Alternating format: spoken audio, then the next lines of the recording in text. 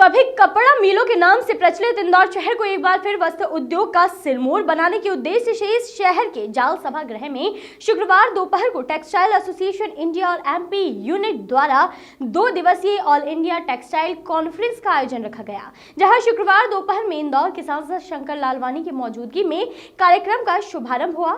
उक्त आयोजन में इंदौर शहर के कपड़ा उद्योग के कई उद्योगपति शामिल हुए, तो वहीं देश के विभिन्न राज्यों के बड़े बड़े शहर जैसे दिल्ली, मुंबई, हरियाणा, चंडीगढ़, गुजरात, राजस्थान सहित तमाम स्थानों से बड़ी संख्या में कपड़ा मिलों से संबंधित लोग उपस्थित हुए। आयोजन के द्वारा ऑल इंडिया टेक्सटाइल एसोसिएशन के राष्ट्रीय अध्यक्ष अशोक बेदा ने बताया कि वर्ष में एक बार उक्त बैठक एसोसिएशन के लोगों द्वारा रखी जाती है, जिसमें कपड़ा उद्योग से संबंधित तमाम तरह की परेशानियां और इस उद्योग को तरक्की कैसे दी जाए उसको लेकर चर्चा होती है। वहीं अशोक जुनेजा ने भी बताया कि इंदौर शहर कपड़ा उद्योग की पहचान था, उस पहचान को बरकरार रखने के उद्देश्य से इस तरह की कॉन्फ्रेंस रखी जाती है।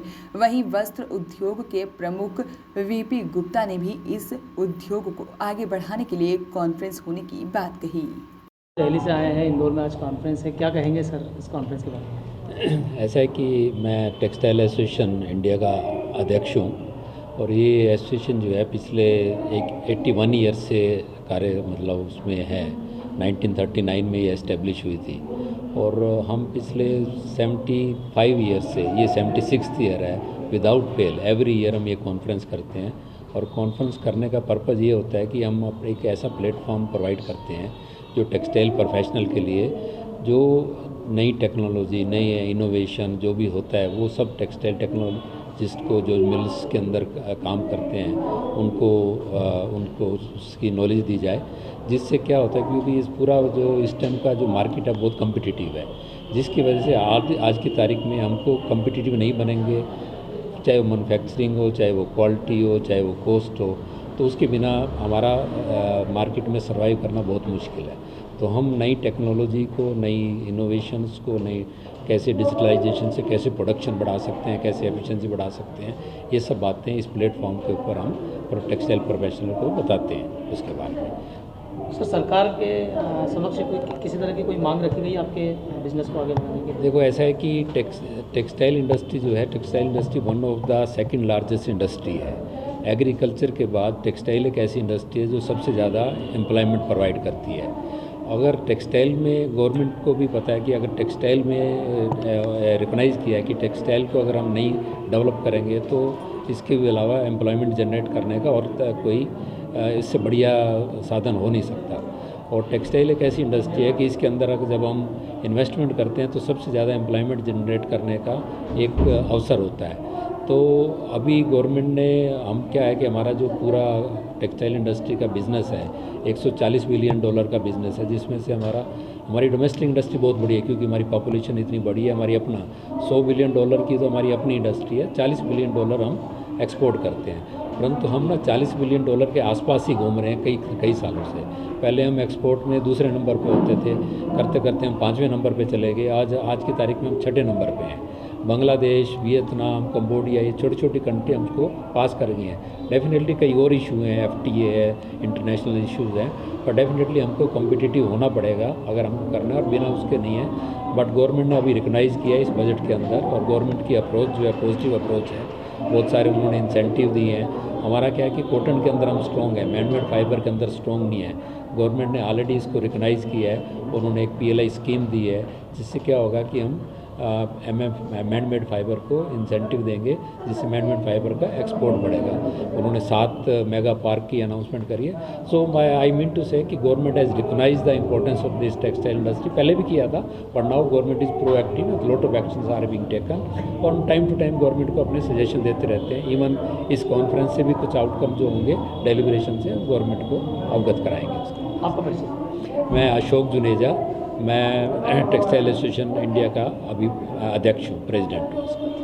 इंदौर शहर टेक्सटाइल के दुनिया में माना जाता था, क्या कहेंगे सर आज बड़ी कॉन्फ्रेंस आपकी शुरू हुई? बस वही सोच करके कि इतना पुराना मतलब समय में जो टेक्सटाइल का हब था इंदौर, उसमें ही जान फूंकने की वजह से हमने देश के पूरे इंडस्ट्रियलिस्ट, टेक्नोक्रेट्स और टेक्नीशियंस सबको आमंत्रित किया है इस कॉन्फ्रेंस में कि आप लोग अपने विचार रखें कि किस तरह से इंदौर में और एमपी में अपना टेक्सटाइल का पुनर्निर्माण पुनर्जीवित ये चीज़ हो सके।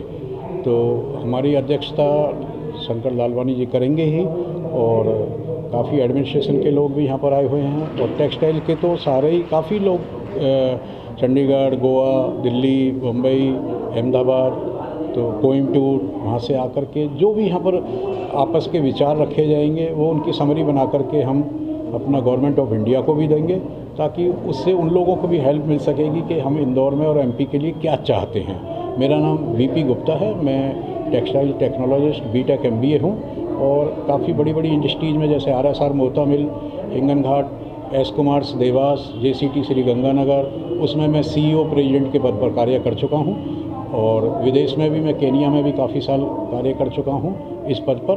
मैं भी अपने विचार रखूँगा, और हम सब लोग का मतलब यही एम है कि किस तरह से टेक्सटाइल उद्योग आगे बढ़ सके, क्योंकि ये एग्रीकल्चर के बाद में सेकंड लार्जेस्ट उद्योग है, जो कि एम्प्लॉयमेंट भी देता है और ज़रूरत का भी हिसाब से ज़रूरत भी होती है कपड़े की।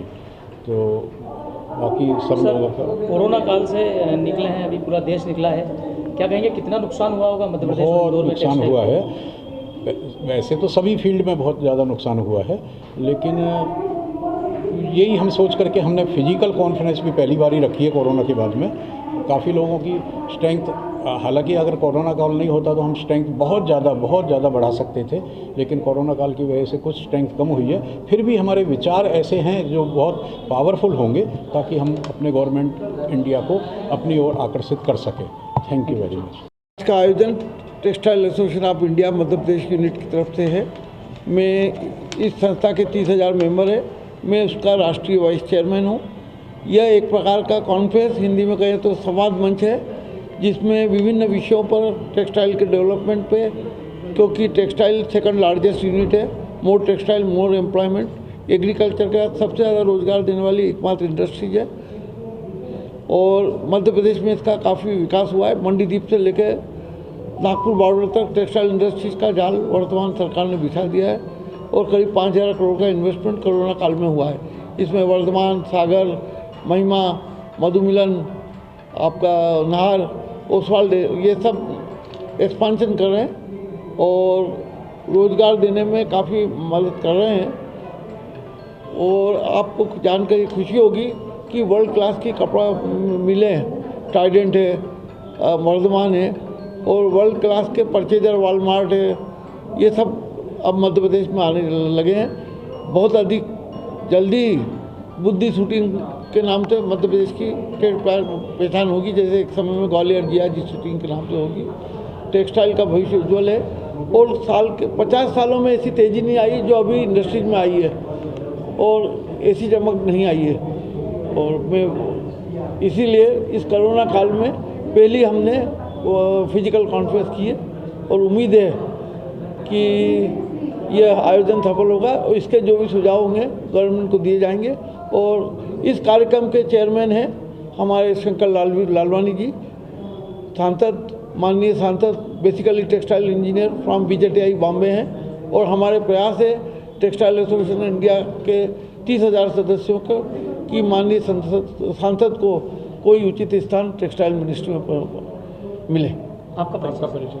मैं संस्था का राष्ट्रीय वाइस चेयरमैन हूँ। मेरा नाम Ashok Veda. Bureau report, voice of rights.